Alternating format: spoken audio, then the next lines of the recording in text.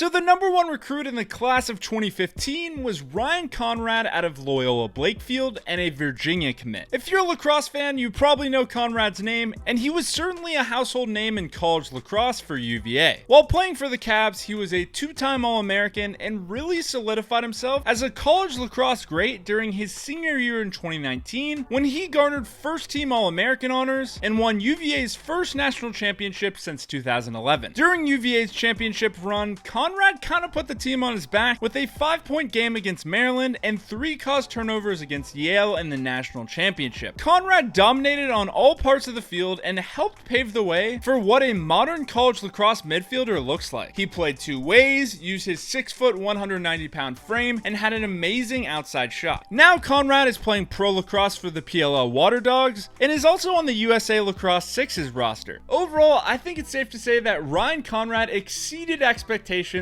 even as the number 1 lacrosse recruit. The number 2 recruit was Ryder Garnsey, and once again, if you're a lacrosse fan, you probably know who Ryder is. First of all, he's one of the flashiest players in lacrosse and does things on the field that make your brain hurt. Garnsey played at the Brewster Academy in high school before playing a post-grad year at Phillips Academy in Andover before heading to Notre Dame. Garnsey started out hot at Notre Dame, winning ACC Freshman of the Year and ranking 2nd on the team in goals. It looked like Garnsey was going to explode during his sophomore year, and he had a nice sophomore campaign with 20 goals and 23 assists, leading the team in points. Then in a wild turn of events, news came out that Ryder was granted a release from the team and he was rumored to head to Virginia. But then in another wild turn of events, he came back to Notre Dame to play the 2018 season, once again leading the team with 43 points. Then in 2019, it came out that Ryder Garnsey would be academically ineligible for the season and could only come back during Notre Dame's playoff run. Garnsey did come back in the postseason and admirably led Notre Dame with 10 points in 2 games, but his career ended in the quarterfinals against Duke. Now Garnsey is a coach for Notre Dame and helps with the offense and is a standout player in the PLL. It's tough to say whether Garnsey performed to the expectations of Notre Dame, because I think in some ways he did as the ACC Freshman of the Year and leading scorer, but in some ways he didn't. I'm gonna say in college he performed a little below expectations as he never reached above All-American honorable mention, but I could see an argument for another case. What do you think? The number 3 recruit was Dan Bucaro, a player for Ward Melville committed to Georgetown. Bucaro burst onto the scene his freshman year at Georgetown, winning Big East Freshman of the Year. He led the Hoyas in scoring with 31 points, and he used his 6'2", 195 body to easily get by defenders. He followed that up nicely with a 53-point sophomore season and getting first-team All-Big East honors. He topped that season with 55 points during his junior year and earning himself an honorable mention All-American placement and winning the Big East Championship. He capped that off with an 87-point senior year and one of the most legendary final games I've ever seen. Here, Bucaro put up 8 goals and 1 assist against Chris Fake, one of the top defenders in all of college lacrosse. For that, Bucaro got second-team All-American placement and was on the Twarton watch list. Overall, I think it's safe to say that Bucaro exceeded expectations at Georgetown. He started every game of his career and finished with over 200 points. He's also crushing it in pro lacrosse, which shows just how dominant he is still today. And at number 4, we have Drew Supinski from the Haverford School, who originally committed to Johns Hopkins. Supinski was a highly touted midfielder who led the Haverford Forwards to a 26-0 record during high school. He also secured a spot on the US U19 national team, but missed the tournament due to injury. Supinski started out strong at Hopkins, starting his first 8 games on midfield before suffering a season-ending injury. He then got relegated to the 3rd-line midfield for his sophomore season at Hopkins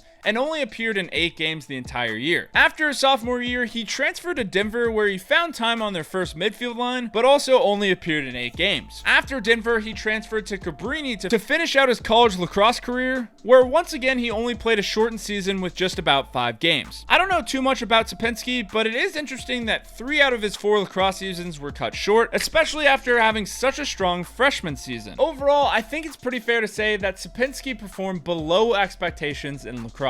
And coming up next, we have the number 5 recruit in Cade Van Raaphorst, a defender from Desert Vista, Arizona, who committed to Duke. Van Raaphorst was somewhat of a legend out of the Arizona lacrosse community, and he made his presence known quickly for the Blue Devils, playing in 14 games on defense during his freshman year. But sophomore year is where he really broke out and started all 18 games on close defense and earning 3rd-team All-American honors. He followed that up with an even better junior season, starting 19 out of 20 games on defense with 23 caused turnovers turnovers and earning first-team All-American honors. But he wasn't done. He followed that up again with an even better senior season in 2019, starting every game and causing 24 turnovers and picking up 63 ground balls, and once again earning a first-team All-American nomination and a Twarton watch list spot. He's now one of the best defenders in the PLL and a household name in the sport. I don't think there's much of a debate here. Cade Van Raaphorst performed above expectation. And by the way, you can join 3,000 other lacrosse players and join the Lax Weekly email newsletter packed with tangible tips on how to become a better lacrosse player. I'll leave a link in the description where you can go subscribe now.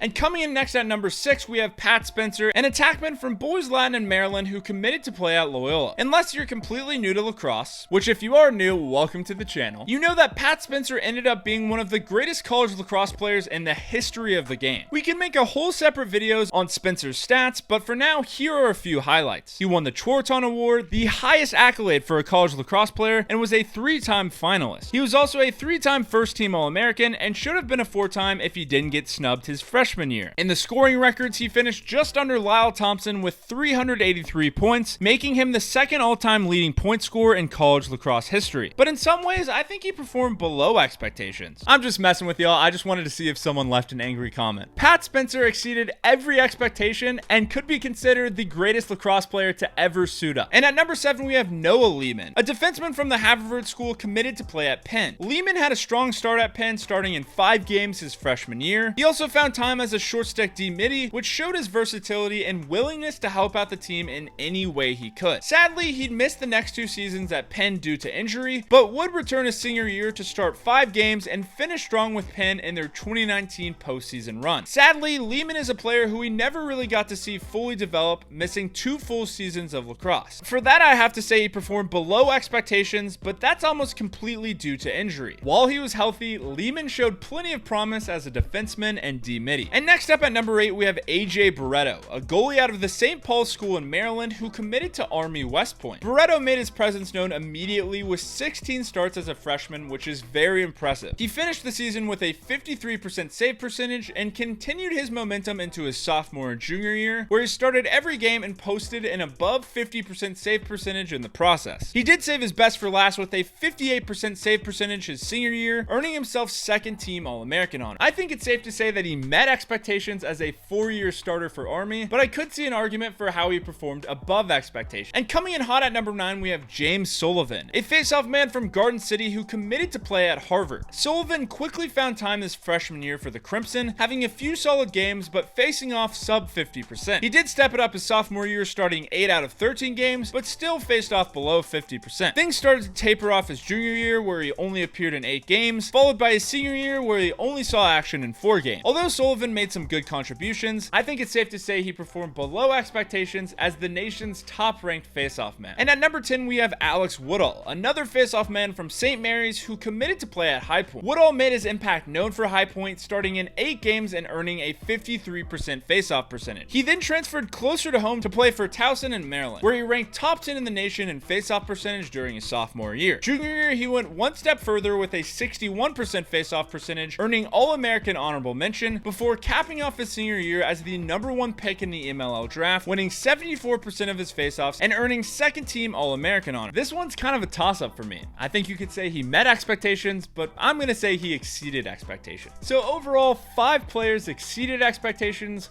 1 player met expectations, and 4 players performed below expectations. Once again, you gotta give it to Inside Lacrosse for doing a pretty incredible job on these rankings. And I read every comment, so let me know down in the comments below what kind of video you want to see next. I'm Jake with Lax Weekly. I hope you have a fantastic day.